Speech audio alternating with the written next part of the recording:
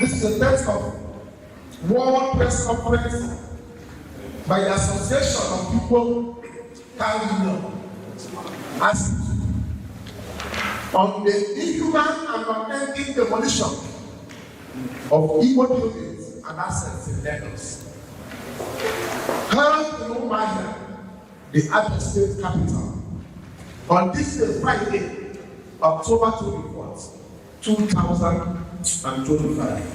Alright guys, once again I want to welcome you back to Trade Nigeria, and here in this video we have some group of Igbo people and they are sending strong signals, strong messages to the government of Lagos State, to the Lagos State government over the demolitions of their properties in Lagos. So according to them, they believe that the majority of building demolished in Lagos owned by the Igbo. So they feel that the Lagos State government is targeting Igbo people in their demolition.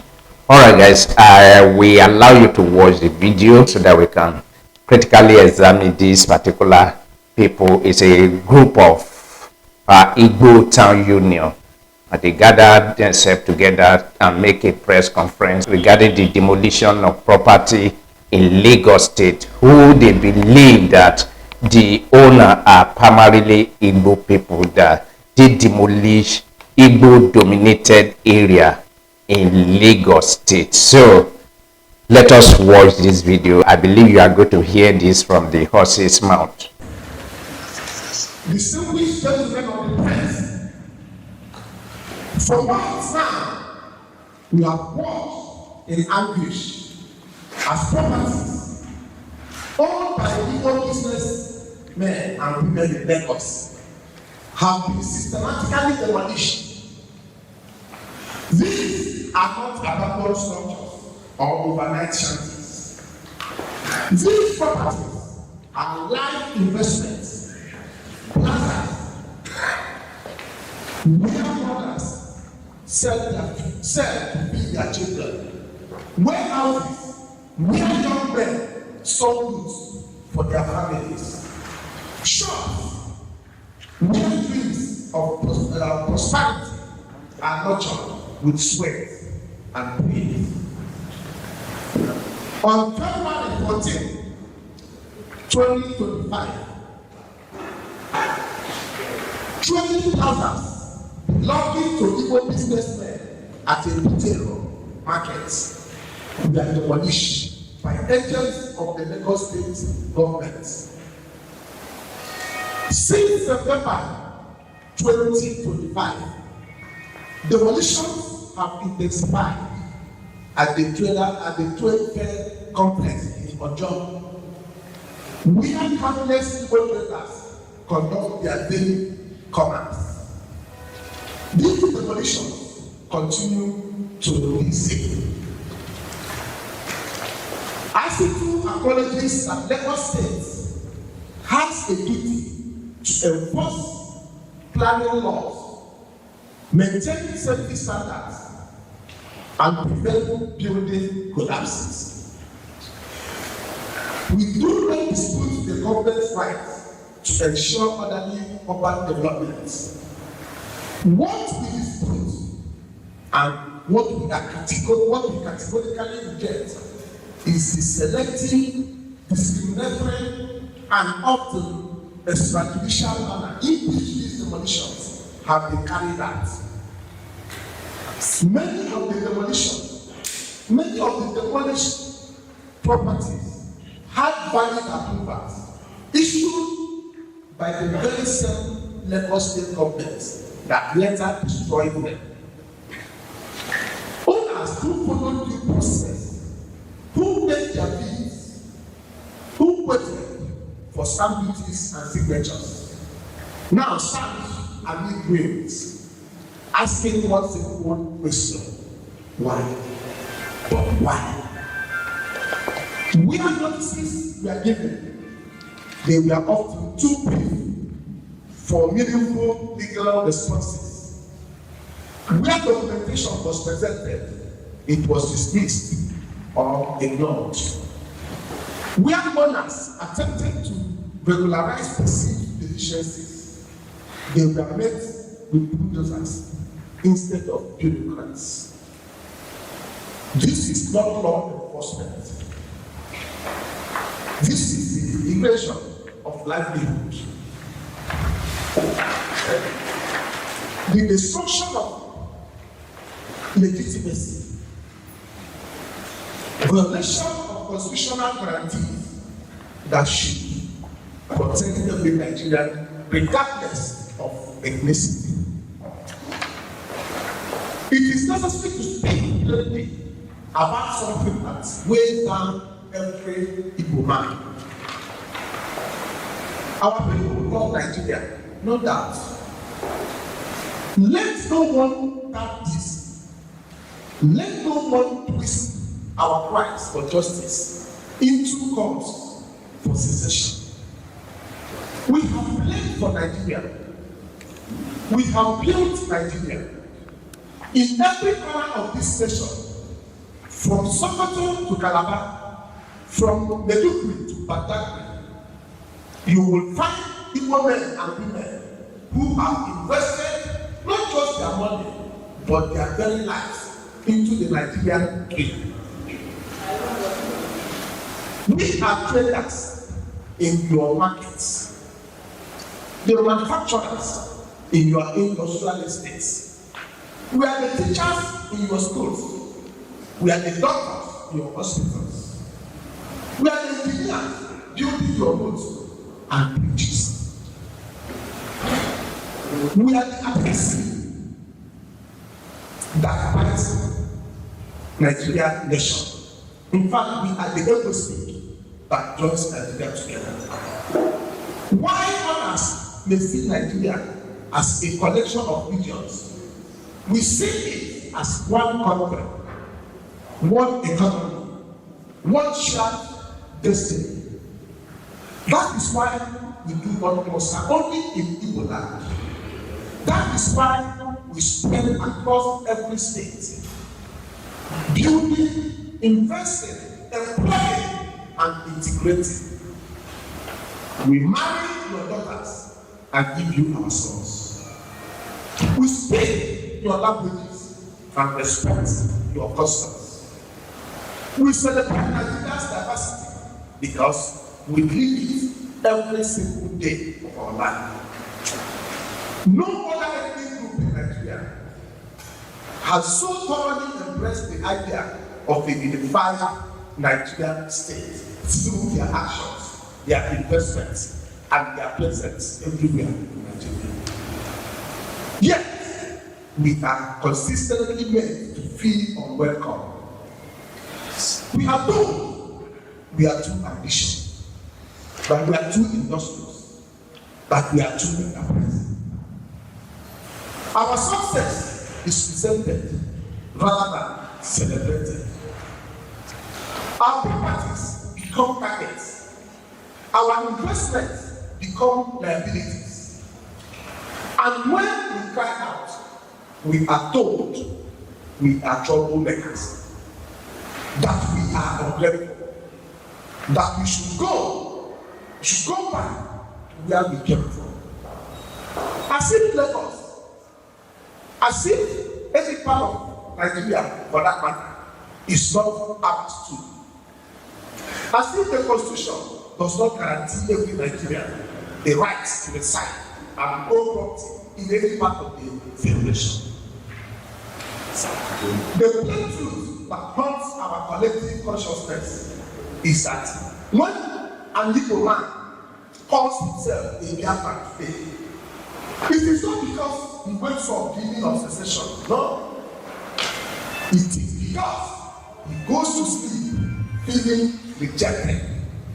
It is because he has been made to feel that Nigeria was not one team. That Nigeria, despite his contribution, despite his sacrifices, despite his unwavering belief in one Nigeria, he is still considered an outsider, in fact, an outcast. The Biafran identity that you hear in some Igbo voices today is not a threat to Nigeria. Never. It is not, it is a cry of pain from Nigerians who feel marginalized, who feel excluded, who feel that their citizenship is conditional, even worthless. Biafra is a phenomenon. Biafra is a phenomenon. To the extent to which an Igbo man feels the marginalization, to that extent, he is a Biafra. Therefore, I am and we are in this context Biafrans. God police for us. Let the world understand this. The Igbo man sees himself as a Biafran to the extent that he feels unwelcome in Nigeria, not because he inherently desires separation. He retreats into ethnic identity when national identity is denied to him. He speaks of Biafra when Nigeria speaks to him in the language of demolition, in the language of marginalization, in the language of dissolution. If Nigeria will embrace her Igbo children today fully, if Nigeria will protect their constitutional rights, if Nigeria will celebrate their industry rather than punish it, you will find no more patriotic Nigerians than the Igbo people. These demolitions in Lagos are not just about building. They are an assault on the very principles of national building and national cohesion that our founding fathers envisioned. How do we build one Nigeria when citizens are afraid to invest outside their ethnic homeland? How do we preach unity when investments in other states become a liability rather than asset? How do we achieve economic development when productive enterprise is destroyed without due process? These demolitions send a chilling message to every entrepreneur in Nigeria. Your legal documents mean nothing. Your approvals can be revoked arbitrarily. Your investments are not secure. Your ethnicity may determine your fate. Your ethnicity may determine your fate. One of the claims repeatedly made by officials of Lagos State government to justify these demolitions is that the affected buildings were constructed on drainage canals, on drainage channels and canals. However, Senator Victor made himself a trained and experienced real estate professional, personally led a team to inspect those of the demolition sites. After his technical assessment, Senator who made the clear publicly that these claims were completely false, as none of the demolished structures stood on any drainage, alignment, or canal path. His findings have cast serious doubt on the integrity of the Lagos State government and its officials. It breaks every human heart, most profoundly, that many of these demolished properties were built with permits, built with approvals, built with certificates issued by the Lagos State government itself. Think about the cruel irony of this. A man goes to government office, fills the forms, pays the fees, waits for weeks or months for approval. Finally, he received the precious document, stamped and signed by government officials. He breathes a sign of relief. He proceeds to invest his life savings. He constructs his shop, his plaza, his warehouse.